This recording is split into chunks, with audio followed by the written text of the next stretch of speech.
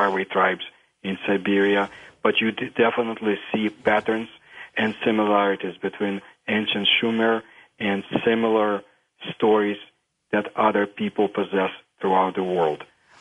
You know, I'm looking at this story. I was able to find a copy of the story going back to the claim by Chinese astrophysicist Dr. Kang Mao Pang.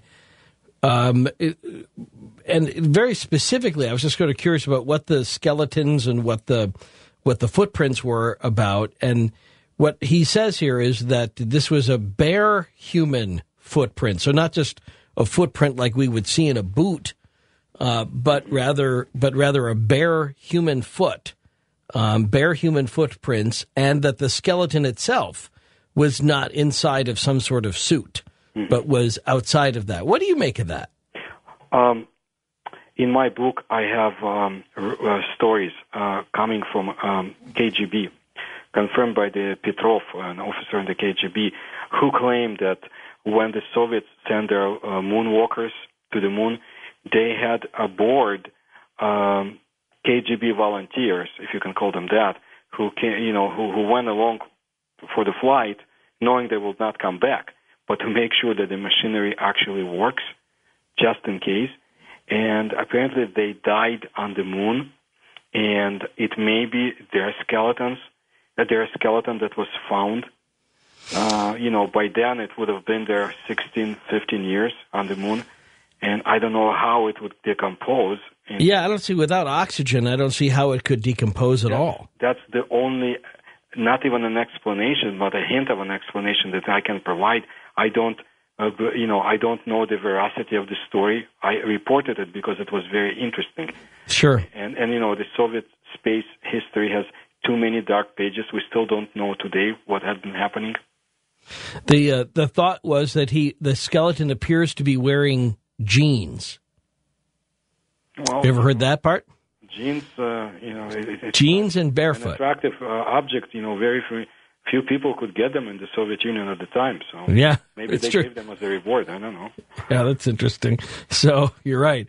I know people that would go to the Soviet Union and in the 70s and 80s, and they would always just bring about 20 pairs of Levi's with them, and they came away quite well after all of the trading they were doing for those American denim jeans. All right, so we'll come back to this then. We'll get another round of calls. Paul Stonehill, an expert on especially Russian UFO stories, UFO legends, and news legends, for that matter, things that have been reported in the news. Paul has been looking at these stories for years, trying to find out what's true and what isn't. And then also coming up, too, in this last half hour, one other piece from a story which Paul wrote about, which we didn't get to earlier. We'll get to coming up. And a reminder that tomorrow night on Coast to Coast AM, I'll be doing Sunday night. Our special guest will be Jesus Christ, coming up tomorrow night, along with Captain Kelly Sweeney in the first hour, and new reports of piracy on the high seas. And we'll hear about that from Captain Kelly just back into port on Coast to Coast AM. This is Ian Punnett. Heading to our last half hour with Paul Stonehill. I want to leave a little time before we're done to ask about Russia's greatest psychic. And why is it that Russia has produced so many of the world's best, or apparently, anyway, judged to be some of the world's most accurate psychics? He's been researching that along with so many other stories out of the former Soviet Union, and he's been sharing them with us this evening. We'll get to a couple more questions coming up next, too, and it doesn't have to be about the crystal skulls, although we did talk about that earlier. Paul doesn't happen to believe that any of those live up to their billing, but he also knows that whether they were true or not, the stories that the Soviets, that the Germans were looking into them, those are true, regardless of whether or not the skulls are able to do what some people have said they're able to do. That didn't stop Hitler from believing that they were valid, or at least wanting to make sure that if they were valid, that only the Nazis had them. That was part of the earlier show. If you missed that, I would recommend you go back and grab that with the Streamlink podcast. Very interesting stories tonight on Coast to Coast AM. This is Ian Punnett. Paul Stonehill is our guest. You can read a lot of his work in Fate magazine. Hey, Paul, is there a Russian Roswell?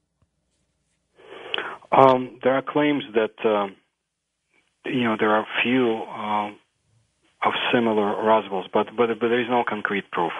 The best and still the most, I would say, mysterious case is the 1908 Tunguska explosion of an object. Call it explosion, implosion, anything you want, but that the object that disintegrated over the taiga had left incredible impact, and most likely, based on my research, it was an alien object that had entered our atmosphere and had met with another object that was shot down from the bowels of the earth and destroyed it.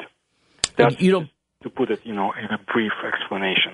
You don't accept the meteorite comet story? Oh no, not that. There have been hundreds of explanations of what it can be, and no.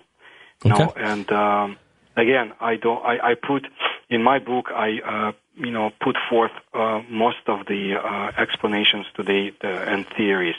My personal belief, based on the on the collected knowledge from Russia, is that it was an object that was shot down over our planet. Because if it would not have been shot down, the impact with the planet would have been devastating. That's another, another proof of the so-called Sentinel theory. Okay. West of the Rockies, Ken is in Oak Creek, Arizona on Coast to Coast AM. Ken? Yes. I have a couple of questions about the crystal skulls, but this pertains to something different. Has there ever been a discovery of an obsidian skull? And would it be a counterpart of the crystal skulls? And would the dark properties of the obsidian hold any dielectric effect? Well, I would not know that. I don't think there was an obsidian skull found, but I guess the best way for you to find out is to reach an entity in New York. I believe it's called the International Society of the Crystal Skull. It was organized in 1945, and the aim of the society is to study all discovered skulls and also to verify if they're actually ancient. I would say that this is the best authority we can have nowadays. And Charles, east of the Rockies in Illinois on Coast to Coast AM for Paul Stonehill. Charles? Yeah, I just had a comment and a question. The sightings here in the U.S., and, I'm wondering if that might have any connection with the disunity here, since there's more opening of it in other countries and stuff like that, and here it's so quiet. I'm wondering if they don't notice that, or if and why we keep it secret from our own people. Because I would think that being a little more open than it has been, I would think that would bring more unity, and it would bring people into closer to accepting it, or and then also the other thing is the like the crystal skulls and stuff with the crystal, that that stone, it's got its properties, but the skull itself, it could represent knowledge. Being the skull, Sure. Well, let's go ahead. Let's get an answer from Paul on that. Go ahead. If you keep an eye on what's going on around the world, you do get revelations from the United Kingdom. Some files have been opened up from Brazil.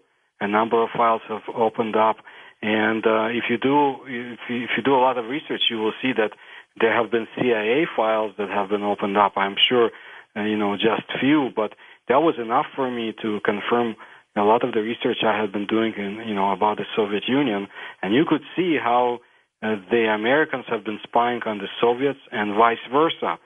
And I was very surprised, for example, to see through the files that have been declassified, CIA files, that they were quite interested in UFOs back in 1950s, and then throughout the period, whatever was declassified, and even into late 1980s, they kept an eye under development